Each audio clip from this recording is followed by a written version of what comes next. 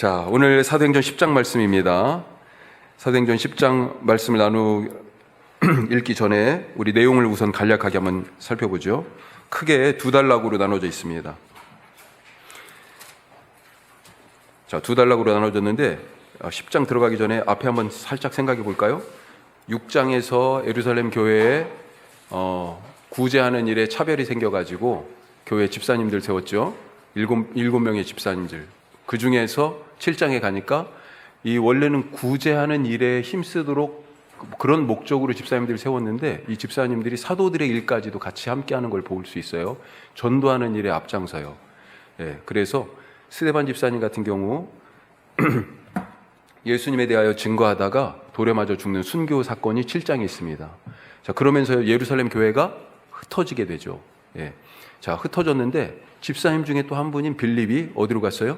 사마리아에 갔습니다. 그래서 거기서 복음을 전했고 복음을 사마리아 땅의 사람들이 받아들였다라고 하는 소식이 예루살렘에 전해지니까 예루살렘 교회에서 이제 다 흩어지고 사도들만 남았는데 베드로와 요한 두 사도가 사마리아로 가죠. 그래서 가서 거기에서 성령이 임하는 그런 일들을 같이 또 경험하면서 성령이 임했다라고 하는 그것이 중요한데 사실은 세례는 이미 받았습니다. 빌립이 세례를 줬어요. 그런데 세례는 받았지만 성령이 임하지 않았다. 여기서 이제 이 성령은 특별히 성령의 은사와 관계된 그런 용례 같아요. 자, 그래서 성령이 임하는 것을 보는데 그 모습이 왜 그랬냐? 굳이 사마리아에 이미 사람들이 세례도 다 받았는데 예수님의 말씀도 듣고 예루살렘 교회가 처음 시작할 때 성령을 받았잖아요. 그렇죠? 그런 현상이 사마리아에도 똑같이 나타났다. 그것도 예루살렘의 사도들, 그 첫 번째 예루살렘 교회의 주역인 베드로와 요한이 가서 복음을 전하고 안수하면서 그들이 그런 성령 체험을 하게 되었다라고 하는 것을 통해서 성령 체험이 중요한 이유가 예루살렘 교회와 사마리아 교회가 하나다, 하나의 교회다라고 하는 그런 의미가 사실은 더 큰 의미가 들어있는 것입니다. 자, 그리고 나서 베드로가 어디로 갔어요? 유대 땅 다른 동네들 가가지고 복음을 전하다가 지금 어디로 왔냐면 욥바에 왔습니다. 욥바. 자, 우리가 9장 뒷부분은 잠깐 생략했어요. 9장 뒷부분이 9장이 사울 이야기인데 사울 바울. 그런데 그 뒤에 베드로가 이 유대 땅을 다니면서 사마리아에서 나와서 복음을 전하다가 아픈 사람을 살리고 죽은 자도 살리고 아픈 자 고치고 하던 이야기, 특히 두 사람에 대한 얘기가 기록되어 있는데 그건 살짝 건너뛰었습니다. 자, 그렇게 해가지고 어디 왔냐면 해안 도시 욥바라고 하는 해안 도시에 왔어요. 이 욥바가 어디냐면 지금으로 얘기하면 이스라엘의 수도가 어디예요 지금? 예루살렘입니까?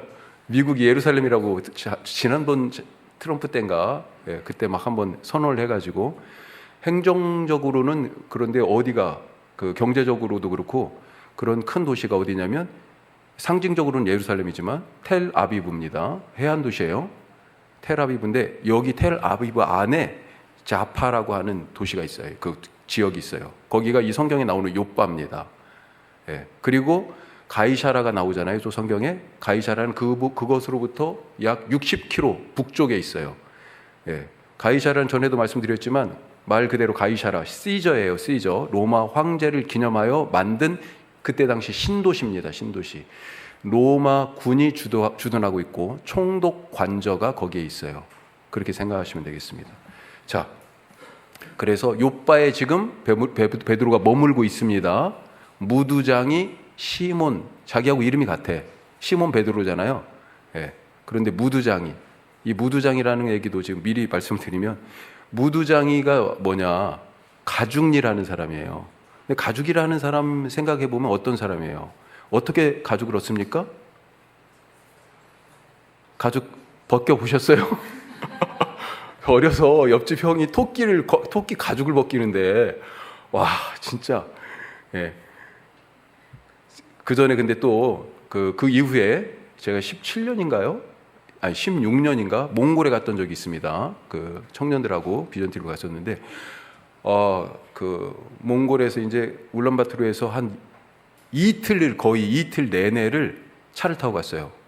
하루에 12시간 이상씩 봉고차 맨 뒷자리에 이렇게 끼어가지고 그런데 가는 곳에 교회가 밑에 층은 딱 갔더니요, 지금 어느 정도 좀 짓고 있어요. 이렇게 나무로 짓고 있는데, 그런데 밑에 층에 딱 가보니까 깜짝 놀랐잖아요. 양을 죽여가지고 쫙 잘라가지고 널어놨어. 가죽을 벗기죠. 자, 가죽을 벗기니 어떻게 됩니까? 내장도 나오고 피도 나오고, 그리고 이미 죽은 동물의 사체가 되잖아요. 그걸 만지는 사람입니다. 성경적으로는 그러니까 이런 사람을 뭐라고 그래요? 부정하다라고 얘기하죠. 부정한 사람의, 천민 중에 천민이라고 얘기할 수 있습니다. 그런 사람의 집에 지금 시몬이 있는 거예요. 예. 자, 이 다음에 10장은 그래서 어디로 가요? 베드로가 고넬료라고 하는 이방인 백부장의 집에 가잖아요. 사실은 무두장이 시몬의 집이나 백부장 고넬료의 집이나 부정한 건 사실은 마찬가지라는 거지. 예.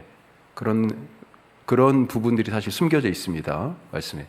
자, 오늘 10장 말씀은 말씀드린 것처럼 베드로가 고넬료의 집에 초청받아서 가게 됐는데, 왜 가게 됐는지, 가서 무엇을 했는지, 어떤 일이 일어났는지 크게 두 단락으로 나눠져 있습니다. 자, 앞에 23절 앞부분까지는 뭐예요? 고넬료와 베드로가 서로 만나기 위한 만남을 주선하는 얘기가 나옵니다. 예, 왜 만나게 되었는지 그 스토리가 나와요. 자, 그리고 23절 중반 23절 후반절부터 마지막 48절까지는 이제 만나서의 이야기예요.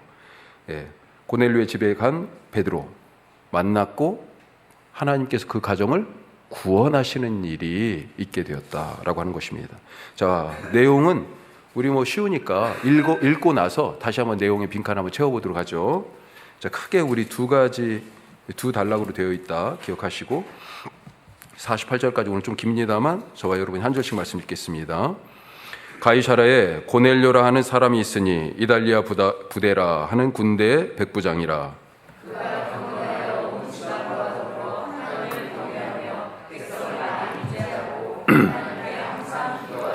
하루는 제9시쯤 되어 환상 중에 밝히 봄에 하나님의 사자가 들어와 이르되 고넬료야 하니,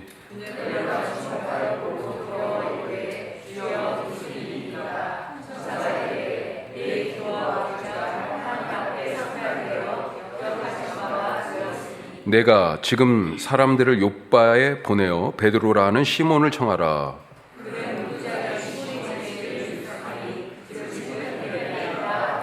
마침 말하던 천사가 떠나매 고넬료가 집안 하인 둘과 부하 가운데 경건한 사람 하나를 불러 이튿날 그들이 길을 가다가 그 성에 가까이 갔을 그때 베드로가 기도하려고 지붕에 올라가니 그 시각은 제6시더라.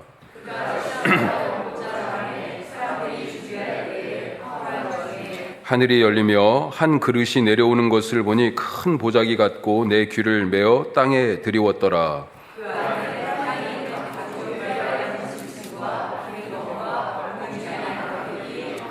또 소리가 있으되 베드로야 일어나 잡아먹어라 하거늘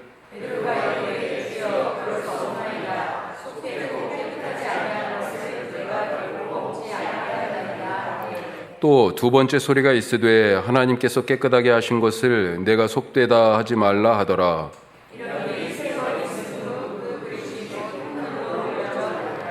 베드로가 본 바 환상이 무슨 뜻인지 속으로 의아해 하더니 마침 고넬료가 보낸 사람들이 시몬의 집을 찾아 문 밖에 서서 베드로가 그 환상에 대하여 생각할 때 성령께서 그에게 말씀하시되 두 사람이 너를 찾으니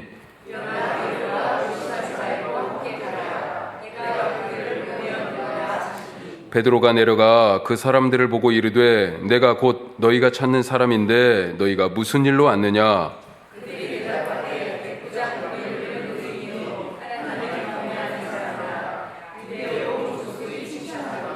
그가 거룩한 천사의 지시를 받아 당신을 그 집으로 청하여 말을 들으려 하느니라 한데 베드로가 불러들여 유숙하게 하니라. 아멘. 자, 여기까지 지금 딱 반절입니다. 자, 이 내용만 다시 한번 살펴보죠. 자, 1절에서 23절 이 상반절까지 크게 제가 뭐라고 제목을 잡았냐면 다리 놓기. 예, 꼭 하나님이 중매쟁이처럼 지금 베드로와 고넬료 사이에서 고넬료에게 먼저 나타나셨다가 베드로에게 또 사자를 보내가지고 지금 둘을 어떻게든지 만나게 하려고 다리를 놓고 계십니다. 자, 1, 2절 보니까 고넬료가 누군지 나오죠? 예, 어디에 있습니까? 가이사라.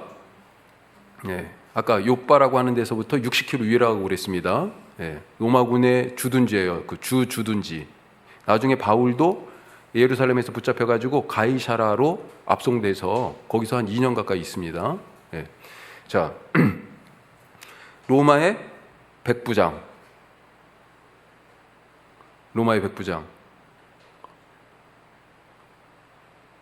그런데 이 사람은 이게 객관적인 사회적인 신분인데, 그런데 어떤 사람이라고 또 소개하고 있습니까? 하나님을 경외하는 자다. 개종했을 가능성이 있습니다. 유대교로 개종한다는 얘기는 할례도 받았다는 얘기일 수도 있어요. 그런데 명확하게 사실은 그렇다라고 얘기하기는 좀 쉽지는 않은데 그럴 가능성이 있습니다. 그리고 특별히 하나님을 경외하는 그 두 가지 내용이 있어요. 뭐가 있습니까?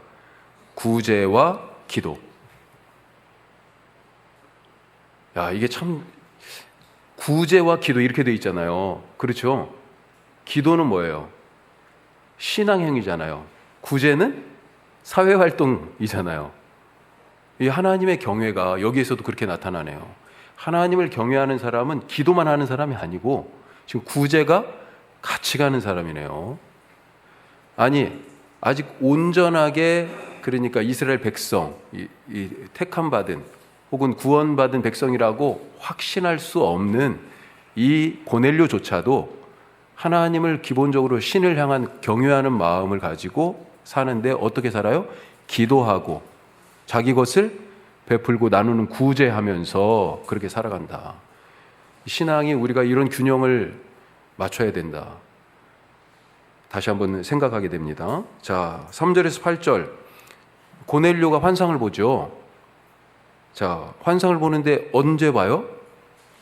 기도 중에. 기도 시간이 언제입니까? 제9시. 제9시는 오후 3시. 예. 자, 그러면서 어떤 환상의 내용이 뭐예요? 여호와의 사자가, 하나님의 사자가 나타나서, 천사예요. 천사가 와서 뭐라고 그래요? 내 구제와 기도, 그걸 하나님께 그게 받아들여져서 하나님이 기억하고 계신다. 대단하지 않습니까? 기억하고 계세요. 다른 사람들이 몰라줄 때 있잖아요. 서운하죠, 많이. 서운해요. 내가 한 신앙행위, 내가 한 선한 그런 자선, 그런 자비, 그런 구제행위, 사실은 내 것을 그만큼 포기하는 거잖아요. 예. 뭐 봉사 활동도 그렇고 금전적으로 하는 것도 마찬가지고 다 내 것을 포기하는 것인데, 그런데 사람들이 잘 몰라. 하지만 하나님이 기억하신답니다. 기억하세요. 자, 그러면서 뭐라고 고넬료에게 환상 중에 말씀하세요? 베드로가 욥바의 시몬이라는 자의 집에 있는데 거기 베드로를 초청해서 데려와라. 그렇게 지시하십니다. 자, 그래서 사람들을 보냅니다. 화인 둘하고 또 경건한 사람 하나, 그래가지고 셋이 갑니다. 예, 가는데 어떻게 돼요? 하루 정도 걸려요. 60km요. 제가 오늘 구글 맵에서 찍어봤어요. 그랬더니 걸어서 14시간 나오네요. 그러니까 안 쉬고 가야 14시간인 거예요. 안 쉬고 가야. 그러니까 하루 더 가면서 하룻밤 자고 그 다음날 도착이에요. 자, 그렇게 갔습니다. 사람들이 가서 이제 그 욥바의 무두장이 시몬 집에 고넬료가 보내는 사람들이 다 도착했어요. 그때 즈음에 베드로도 환상을 봅니다. 언제요? 기도 중에. 시간은 6시 정오쯤이에요. 자, 그러다가 사람들은 지금 밥 먹을 때 돼가지고 야, 밥 먹자 이러고 있는데 배가 고파서 그랬는지 깜빡 잠이 든 것처럼 표현되어 있습니다. 그리고 환상을 보게 돼요. 자, 그런데 어떤 환상이에요?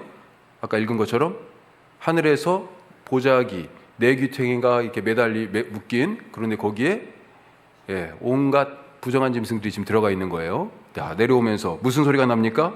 일어나 잡아 먹으라. 거절하죠. 자, 그런 일이 몇 번? 3번. 자, 이때 거절할 때 무슨 얘기를 합니까? 15절 말씀에 하나님께서 깨끗하게 하신 것을, 이건 하나님, 하나님이 천사를 통해서 하신 말씀이죠. 하나님께서 깨끗하게 하신 것을 내가 속되다 하지 말라. 지금 베드로는 뭐라고 지금 하면서 거절하는 거예요? 이거 속된 거예요. 부정한 거예요. 먹을 수 없는 거예요. 그런데 하나님은요, 먹어도 되는 거야. 지금 이렇게 어떻게 해야 될까요? 조금 이따 살펴보죠. 자, 17절에서 23절까지는 드디어 고넬료가 보낸 사람들이 베드로를 찾아가고 같이 함께 하룻밤 잔다라고 이제 하는 겁니다. 자, 이제 출발해서 옵니다. 23절 후반절부터 제가 읽겠습니다. 먼저. 이튿날 일어나 그들과 함께 갈새 욥바에서 온 어떤 형제들도 함께 가니라.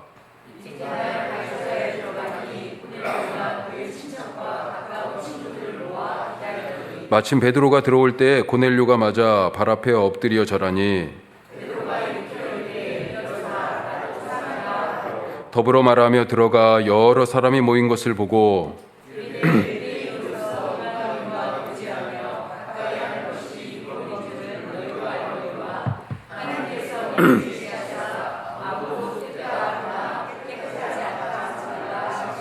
부름을 사양하지 아니하고 왔노라. 묻노니 무슨 일로 나를 불렀느냐?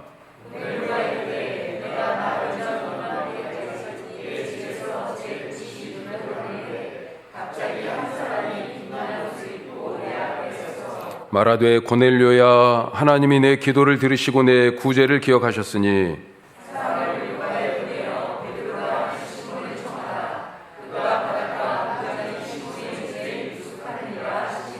내가 곧 당신에게 사람을 보내었는데 오셨으니 잘하였나이다. 이제 우리는 주께서 당신에게 명하신 모든 것을 듣고자 하여 다 하나님 앞에 있나이다.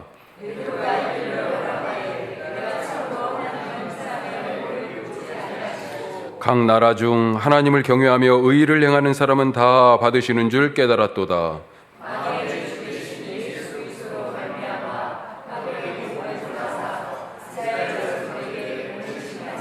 곧 요한이 그 세례를 반포한 후에 갈릴리에서 시작하여 온 유다에 두루 전파된 그것을 너희도 알거니와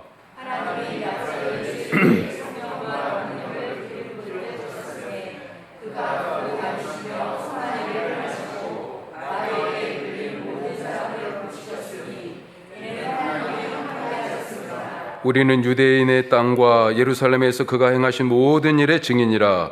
그들이 나무에 달아 죽였으나 모든 백성에게 하신 것이 아니요 오직 미리 택하신 증인 곧 죽은 자 가운데서 부활하신 후 그를 모시고 음식을 먹은 우리에게 하신 것이라.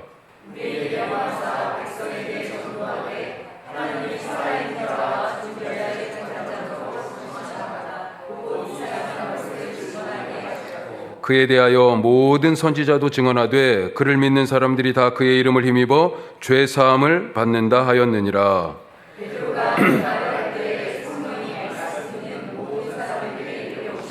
베드로와 함께 온 할례 받은 신자들이 이방인들에게도 성령 부어 주심으로 말미암아 놀라니 이에 베드로가 이르되 이 사람들이 우리와 같이 성령을 받았으니 누가 능히 물로 세례 베품을 금하려 하고 그들이 베드로에게 며칠 더 머물기를 청하니라. 아멘. 자, 사마리아 땅에 복음이 전해졌을 때 빌립이 이미 세례를 줬는데 복음이 전해졌다는 얘기를 듣고 예루살렘에서 베드로와 요한이 갔잖아요. 그리고 나서 무슨 일이 있었어요? 그 사도들이 안수하니까 성령이 임하는 것을 모두가 경험하게 됐어요. 아까 그 이유를 말씀드렸죠. 왜요? 사마리아 교회와 사실 사마리아 사람들과 유대 사람, 이 예루살렘 사람들은 적대적인 관계잖아요. 상종을 안 했잖아요. 가로질러도 안 갔잖아요. 갈릴리하고 유다 땅하고 그 사이에 사마리아가 껴있는데 돌아갔잖아요. 오히려 요단강을 저쪽 건너가지고 요단강 동쪽 오히려 진짜 이방 땅으로 오히려 차라리 걸어갔다니까요. 그 정도로 앙숙이었는데 사마리아 땅에 복음이 전해지고 교회가 생겼어요? 이 교회가 하나님에게서는 중요하죠. 왜? 예루살렘과 온 유대와 사마리아 땅에도 교회가 생기고 땅 끝까지 가서 복음이 증거되고 교회가 서야죠. 그런데 이 각각의 경계마다 예루살렘에 있는 교회, 유다에 있는 교회, 사마리아에 있는 교회, 또 이방 땅에 있는 교회 다 하나의 교회, 하나의 교회예요. 교회에 대한 첫 번째 고백이 뭐냐? 하나의 교회예요. 그리고 예수님의 몸이라고 얘기하는 것이 바로 그거죠. 그래서 성령을 똑같이 베드로가 지금 중심에 있어 거기에. 그 사도들을 통하여서 똑같이 성령을 주신 거예요. 하나의 교회라는 것을. 오늘도 지금 이 말씀에 드디어 이방인의 여긴 땅은 이방 땅은 아니지. 가이사라니까 유대 땅이에요. 그렇지만 이방인에게 드디어 복음이 전해졌잖아요. 자, 그런데 이 고넬료의 집에 이 고넬료의 집만 놓고 보면 이방 땅이네.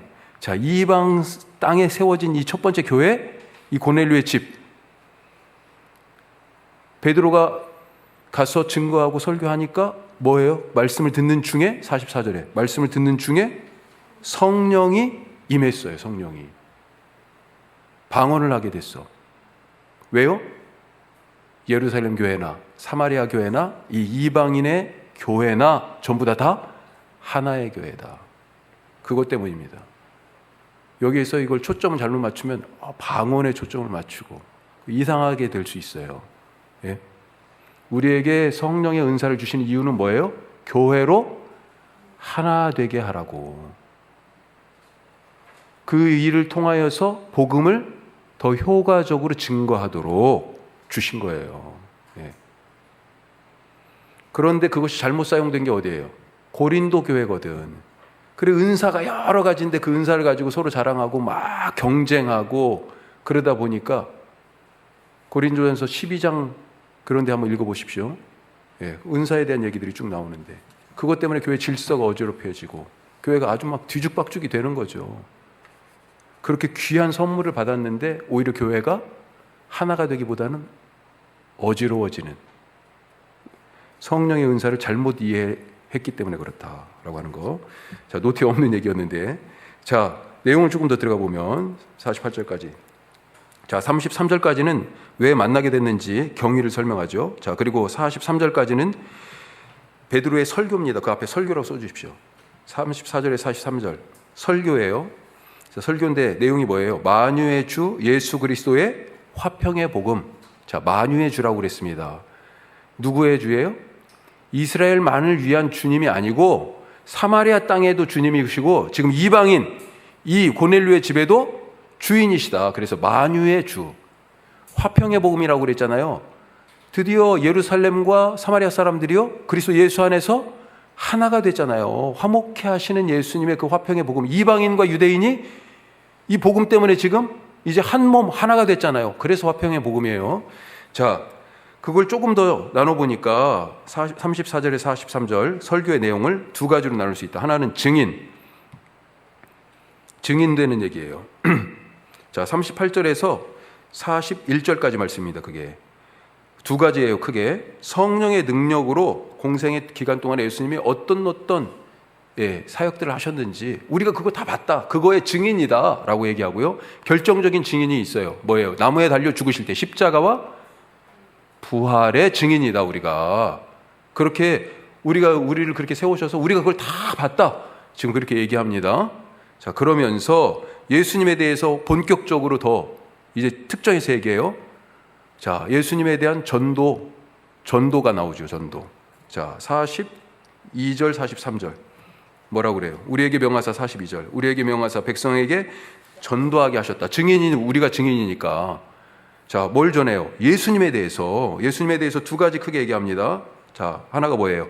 산자와 죽은 자의 재판장. 그러니까 살았든지 죽었든지 누구든지 다 재판장이신 예수님 앞에 서게 된다는 얘기잖아요.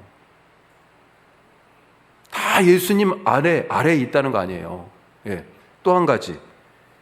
그 재판을 받을 때 그 재판을 왜 받아요? 죄가 있으니까 받는 거 아니에요. 죄가 있는지 없는지를 가리는 거잖아요.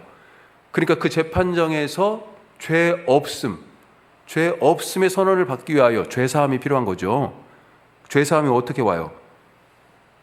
재판장이신 예수 그리스도, 예수님의 그 이름을 믿는 자가 죄사함을 받는다. 복음의 핵심을 지금 요약해서 증거하고 있습니다.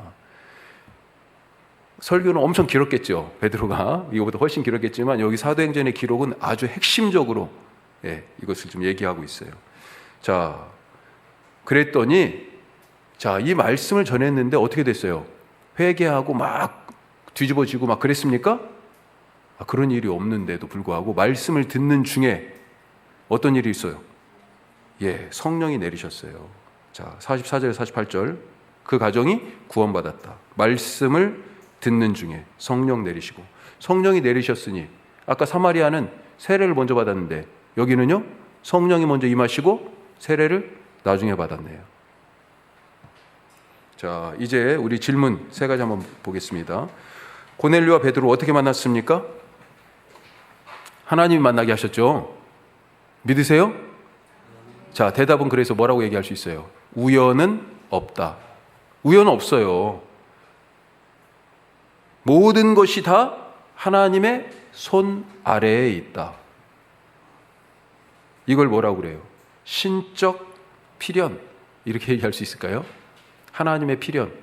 하나님 안에서는 모든 게 필연이에요. 우연이 없어요. 지구가 우연히 뻥 터져서 빅뱅 해가지고 우주가 생긴 게 아니고, 우리는 뭐라고 고백해요? 하나님이 계획하셨다. 하나님이 창조하셨다. 설계자가 누구예요? 하나님이에요. 앞으로도 이 인류에 대한 계획이 하나님은 다 있으시다. 막연하지 않습니다. 우리의 미래가. 자, 이전에 고넬료와 베드로가 서로 알았습니까? 아니죠. 자, 이 만남을 다른 거 싹 빼놓고 생각해 보면 이 두 사람 참 만나기 힘든 사람들입니다. 로마 군대, 이탈리아 군대의 백부장이라고 되어 있잖아요. 그리고 베드로는 그 군대가 죽인, 반역죄로 죽인 반역 수괴의 추종자예요. 베드로는. 그런 관점에서 보면 서로 앙숙입니다. 두 사람이 이런 식으로 지금 만난다는 게 쉽지 않아요. 불가능해요. 상당히. 서로 피해야 돼. 베드로 입장에서는 사실 피해야 되죠. 자, 그런데 어떻게 만났어요? 하나님께서 만남의 다리를 놓으셨습니다. 우리가 하나님을 세상의 주인이요, 창조주요, 또 시간의 처음과 마지막, 이렇게 하나님을 고백한다면 세상 모든 것이 하나님의 주권 아래에 있음을 아셔야 됩니다. 시간의 처음과 끝이잖아요. 그 시간 안에서 행해지는 모든 일들 다 누구? 하나님의 소관 아래에 있는 거죠. 그래서 우연이란 없다, 이렇게 얘기하는 것입니다. 그런데 일어난 일들을 딱 보면 때로는 솔직히 이해하기 힘들 때가 있고, 또 그것이 나와 직접적으로 관련되어 있을 때는 받아들이기 어려운 경우들이 있어요. 욥의 경우가 그렇습니다. 욥.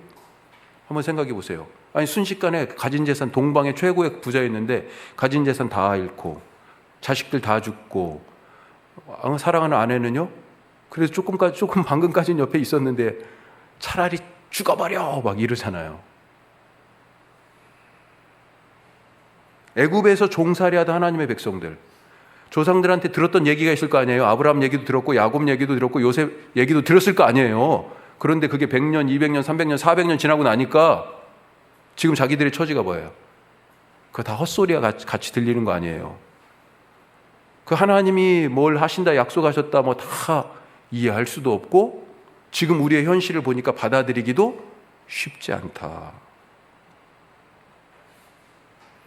이해하기도 어렵고 받아들일 수도 없는 이유, 그것은 관점과 시야의 차이 때문이다. 이게 무슨 말인가? 관점, 하나님의 관점과 우리의 관점의 차이, 하나님의 시야와 우리의 시야의 차이라는 거예요. 예? 우리는 땅에서 바라보고 있잖아요. 근데 하나님은요, 하늘에서 보시잖아. 비행기 타보면 아시잖아요. 저 밑에 뭐 한라산이 있으면 뭐예요? 에베레스트 산이 있으면 뭐예요? 예. 다 그것보다 다 위에서 쳐다보니까 다 구름이 밑으로 보이는데, 우리는 시야가요, 바로 어디까지 보여요? 이 코앞에 여기까지밖에 안 보이잖아요. 그런데 하나님은 온 우주와 시간, 그러니까 공간도, 온 우주와 또 시간도 관통하여 다 보고 계십니다. 시야가 달라요. 아들이 없던 아브라함 한번 생각해 보십시다. 자, 어디까지 보였을까요? 지금 여기 시간과 공간이 바로 지금 여기 이만큼만 보이는 거잖아요. 그렇죠? 아브라함은 그거밖에 못 봤어요. 그러니까 늘 불안한 거야. 자식이 지금 없는데. 그런데 하나님은요, 어디를 보셨어요? 그렇죠. 시간 너머를 보시잖아, 지금. 100살 넘어가면 아들이 웃고 있네, 집에서. 그게 보이시는 거죠. 그 더 넘어서 몇백 년이 더 지나고 나면 뭐예요? 하나님이 말씀하신 것처럼 그의 아브라함의 후손이, 지금 아브라함은 자식 하나 없는데 몇백 년이 지나고 나면 아브라함의 후손이 하늘의 별처럼, 하나님이 다 보이시는 겁니다. 예. 그 차이가 있어요, 그 차이가. 그래서 지금은 내가 이해하기 어렵고 그 일을 안 보이니까 받아들이기 어려운 거야. 예.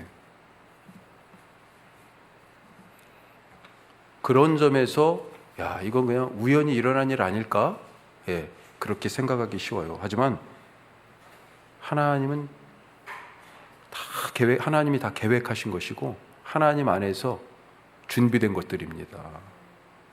세상에 우연은 없습니다. 모든 것이 하나님의 계획 아래 있고 하나님의 손 아래 있으며 결과적으로 어떻게 돼요? 하나님의 손에서 아름답게 완성되고 창조된다. 이것을 믿으시기 바랍니다. 자, 두 번째. 왜 고넬료와 베드로가 기도하고 있었습니까? 왜요? 특징이 있었죠. 고넬료는 9시에, 베드로는 6시에. 무슨 시간, 뭐예요? 왜 그 시간이에요? 기도 시간이었잖아요. 기도 시간. 고넬료와 베드로가 기도 중에 환상을 봤지만 이들이 환상을 보기 위해 기도한 것은 아니었다. 이거 신앙생활에 이거 앞뒤를 잘 따져야 됩니다. 자, 환상을 보기 위해 기도한 건 아니었어요. 기도는 했지만 목적이 환상 보려고 기도한 게 아니라고요. 고넬료와 베드로에게 있어서의 기도는 어떤 다른 목적을 위한 그런 하나의 종교 행사가 아니고 매일매일의 삶 그 자체였다. 오늘도 정한 시간, 기도 시간에 기도하는 게 그들의 삶의 리듬이었어요. 기도의 리듬이 삶의 리듬입니다. 이 두 사람이. 대단하지 않아요? 우리 맨날 그 자기 루틴이 있잖아요. 리듬이 있잖아. 나는 몇 시에 일어나서 뭘 하고, 또 뭘 하고, 이런 자기 루틴이 있잖아요. 꼭 나는 운동하러 가야 되는 사람이 있어. 예. 그런 분들이 계세요. 또 꼭 나는 산책을 가야 되는 사람이 있어. 밥 먹고 나면 나는 꼭 뭘 해야 되는 사람이 있고요. 그렇죠. 가장 중요한 삶의 리듬 중에 하나가 뭐예요? 하루 세 끼 밥 먹는 거잖아요. 그렇죠. 그거 딱 이렇게 맞춰가잖아요. 그런데 이들에게는 어떤 게 있었어요? 그런 삶이, 기도의 리듬이 있었어요. 기도의 리듬이. 대단하지 않습니까? 그래서 이들의 영성은 행사가 아니고 하나 이벤트가 아니고, 이 기도가 이벤트가 아닙니다. 뭐예요? 삶 그 자체였다. 그들에게 하나님께서 뭘 주세요? 선물을 주신 것입니다. 그래 환상도 보게 된 거고요. 예? 그래서 이 은사는 뭐예요? 하나님의 선물이다. 자, 같은 관점에서 우리가 오늘 말씀 마지막에 보면 고넬료의 가정에 성령이 부어졌잖아요. 성령이 어떻게 부어졌다고요? 44절에 보니까 말씀을 듣다가. 이들이 성령 달라고 그랬습니까? 성령의 은사, 나중에 거기 지금 보니까 성령을 받은 증거로 방언하게 되었다 이렇게 되어 있어요. 이 사람들이, 고넬료 집 사람들이 방언 달라고 그랬어요. 막 기도했어요. 그 예전에 기억하십니까? 혹시 예전부터 신앙생활 하신 분들 중에 기도원 같은 데 막 가면 방언 준다고 할렐루야를 처음부터 막 방언할 때까지 막 시키고, 심지어는 또 어떻게 할렐루야를 거꾸로 하라고 그래. 예? 야루렐랄 야루렐랄. 그러면 혀가 꼬여. 그래서 하다 보면 방언을 막 하는 것처럼 느껴져. 예? 아니, 그런 일이 있었어요. 그리고 또 하여튼 막 꼭 그런 방법은 아니어도 간절해야 된다. 구하면 주신다고 그러지 않았니? 그래갖고 밤새도록 하여튼 뭐 가서 산으로 내보내요. 진짜 나무 뿌리를 뽑아야 돼. 예? 근데 그렇게 해가지고 사실은 주어지는 거예요? 그런 이벤트가 아니라니까요. 은사의 주인은 누구예요? 선물이잖아요. 은사라는 말 자체가 선물입니다. 기프트예요. 기프트. 선물을 누가 줘요? 하나님이 갖고 계신 거잖아요. 하나님이 알아서 주시는 거예요. 내가 그렇게 막 요구했다고 우리에게 물론 간절하게 구하는 자세가 필요하지만 주시는 건 하나님 마음이에요. 하나님 마음. 지금 오늘 이 사람들은요, 뭘 중요하게 여겼어요? 자기 삶에서 말씀, 기도라고 하는 이 신앙의 리듬을 삶으로 살아가는 것, 이걸 중요하게 여겼어요. 그랬더니 하나님이요, 필요할 때 필요한 것을 선물로 주시더라. 그 선물들을 받으시기 바랍니다. 예. 자, 질문 세 번째 같이 한번 읽어보죠. 유대인 베드로는 위법한 줄 알면서도 왜 고넬료의 집에 갔는가? 왜 그랬을까요? 가고 싶지 않았죠. 환상이 그런 환상이었잖아요. 부정한 것을 먹어라. 먹고 싶어요? 못 먹어요. 안 먹어요.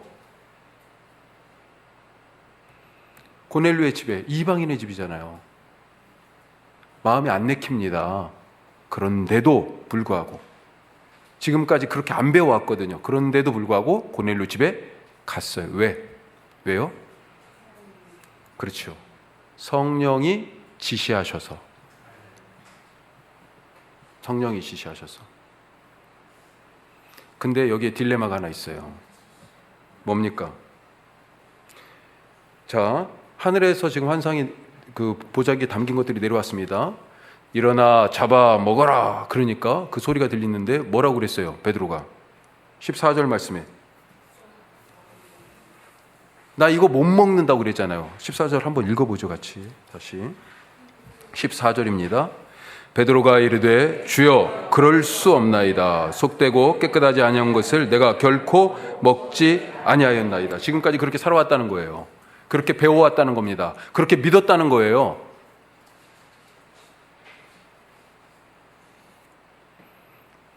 자, 그런데 그렇게 3번이나 거절하고 딱 깨가지고 이제 야, 이게 뭘까? 무슨 뜻이지? 자, 이렇게 곰곰이 생각하고 있는 중에 고넬료가 보낸 사람이 와서 두드리는 거죠, 문을. 그때 성령님이 뭐라고 그래요? 19절에서 20절에서 일어나 내려가 의심하지 말고 함께 가라. 내가 그들을 보내었느니라. 그렇죠? 그것도 누가 보냈어요? 아까 로마 군대 백부장이 그 로마 군대 군사들한테 지금 사실은 형식적으로는 빌라도가 사형을 언도해서 예수님이 죽은 거예요. 반역죄로. 유대인의 왕 써가지고 죽었잖아요. 죄패에 죄목이 그거예요. 그리고 그것을 지금 따르는 반란의 잔당입니다. 베드로는. 예. 그러니 겁나죠. 그런데 의심하지 말고 걱정 말고 이 사람들 따라가 그러잖아요. 성령님을 따라갑니다. 단순하게 사실은 그냥 따라가는 게 쉽진 않은 거였다는 걸 제가 말씀드리는 거예요. 자, 그러면서 베드로가 고넬료 집에 들어가자마자 자기가 왜 왔는지 이유를 말하죠. 28절. 자, 28절에 뭐라고 그래요? 유대인으로서 이방인과 교제하여 가까이 하는 것이 위법인 줄은 너희도 알거니와 뭐라고요? 하나님께서 내게 지시하사. 내게 지시하셨다고요. 네 마음대로 속되다, 부정하다 이런 거 네 마음대로 정하지 마.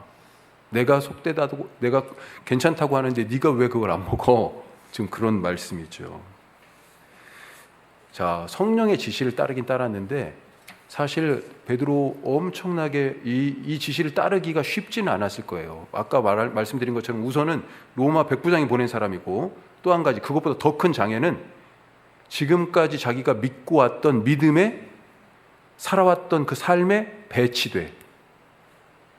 14절 말씀에 아까 본 것처럼요. 그건 못 먹을 것으로 지금까지 배워왔고 믿어왔고 자기도 그렇게 살아왔던 거예요. 그것을 넘어가야 지금 고넬료 집에 갈 수 있어요. 안 그렇습니까?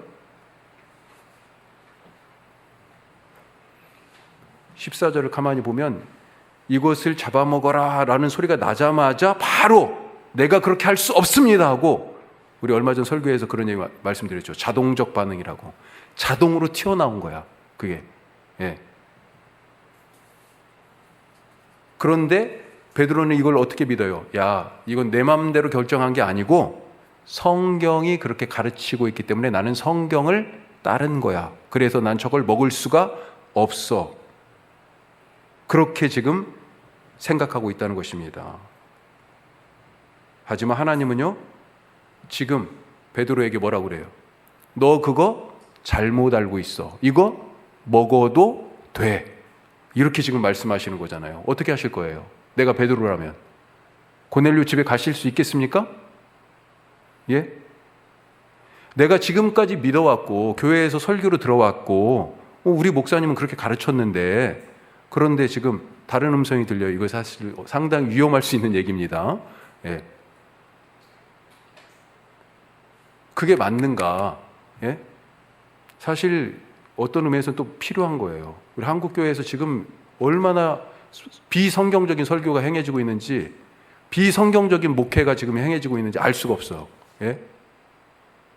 좀 심하게 얘기하면 끔찍합니다. 지금 걱정스러워요. 걱정스러워. 지금 광고 말씀드렸지만 지난주에 화요일부터 우리 교단은 지금 총회가 시작됐어요. 뭐 다른 교단도 마찬가지예요. 지금 총회 중이에요. 어디 교단이라고 말하긴 그렇지만 총회 3일, 4일 중에 지금 이틀을 부총회장 서기 뭐 그 선거 때문에 임원을 못 세워가지고 그 많은 회무를 처리해야 되는데 하나도 못하고 이틀 동안 선거하는 데만 끝났어요. 야, 지금 그런 거예요. 예. 자, 좀 약간 삼천포로 왔지만 어떤 것이 맞을까요? 하늘에서 지금 들려오는 소리를 듣는 게 맞아요? 아니면 내가 지금까지 배우고 믿어왔던 것, 그렇게 살아왔던 것, 그걸 그냥 계속 따라가야 돼요? 뭐가 맞습니까?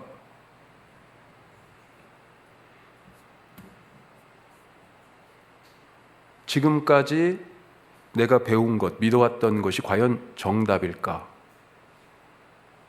과연 성경이 그것을 가르치고 있는가? 우리가 질문해 봐야 되지 않겠습니까?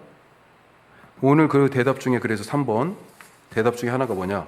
질문하는 신앙이에요. 질문하는 신앙. 베드로는 스스로에게 질문했을 거예요.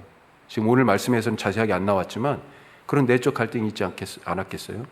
어떻게 지금 아까 환상의 그 소리를 하나님이 내게 주시는 말씀으로 어떻게 받아들여? 무슨 확신이 있어서? 끊임없이 질문하고 지금 계속 그랬을 거예요.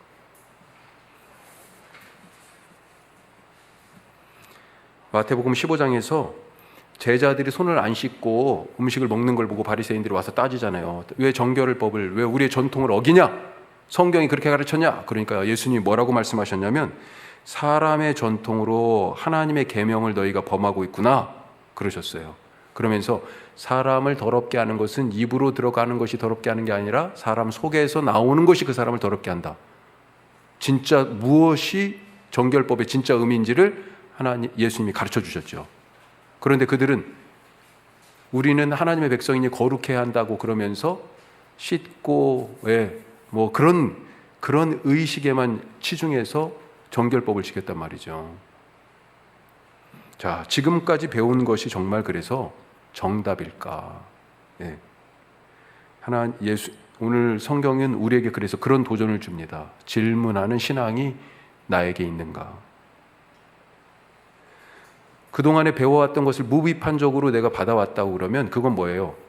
그 사람이 갖고 있는 신앙이지 내 신앙이 아니야. 나에게 가르쳐준 사람의 신앙이죠. 사실은 내 신앙이 아니라고요.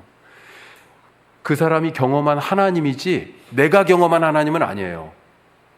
제가 여기서 목사로서 설교하고 또 성경을 가르치는 사람으로 가르치지만 그건 이성욱 목사가 경험하고 알고 있는 성경과 하나님이지 여러분의 하나님과 여러분의 성경이 하나님의 말씀이 되어야 한다는 거죠. 그래서 질문하셔야 돼. 그 질문이 뭐예요? 야곱처럼 야곱이 이스라엘이잖아. 하나님과 씨름하는 그 야곱과 같은 그런 질문이 우리 가운데 있어야 돼요. 예.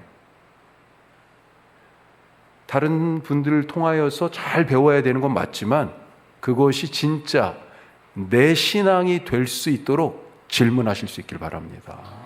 예. 그래야만이 베드로처럼 고넬료의 집에 갈 수 있어요. 예. 내가 지금까지 철석같이 맞다라고 믿어왔던 것이 과연 맞는지, 왜 그게 맞는지 점검하실 수 있길 바랍니다. 예. 자, 오늘 이 정도만 하겠습니다. 벌써 예, 말씀 생각하면서 우리 짧게 오늘 기도드리고 오늘은 마치도록 하겠습니다. 세 가지 말씀 나눴어요. 우연은 없습니다. 다 하나님의 손 아래 있고요, 하나님 계획 아래 있어요. 지금 내가 이해할 수 없다고, 안 보인다고 너무 불안해하지 마십시오. 하나님을 신뢰하시기 바랍니다. 내가 하나님의 자녀인 이상 내 삶은 최고로 아름답게 보기 좋게 하나님이 창조하십니다. 또 왜 고넬료와 베드로가 기도하고 있었어요? 고넬료와 베드로는 삶의 리듬을 어디에 맞췄어요? 말씀과 기도. 그게 그들의 삶의 리듬이었습니다. 마치 우리가 새끼밥을 먹으면서 그렇게 리듬을 타듯이, 주님, 내 신앙의 리듬이 삶의 리듬이 되게 하여 주옵소서. 기도해야죠. 그래야 리듬을 타죠. 말씀을 읽어야 됩니다. 또 질문하는 신앙 갖게 하여 주옵소서. 남이 가르쳐준 것 나도 그냥 지식으로만 아는 그런 신앙이 아니고 그 하나님이 나의 하나님이 되고 그 말씀이 내게 주신 하나님의 말씀으로 경험되게 하여 주옵소서. 야곱처럼 씨름하게 하여 주옵소서. 우리 다 같이 말씀 붙들고 기도하겠습니다.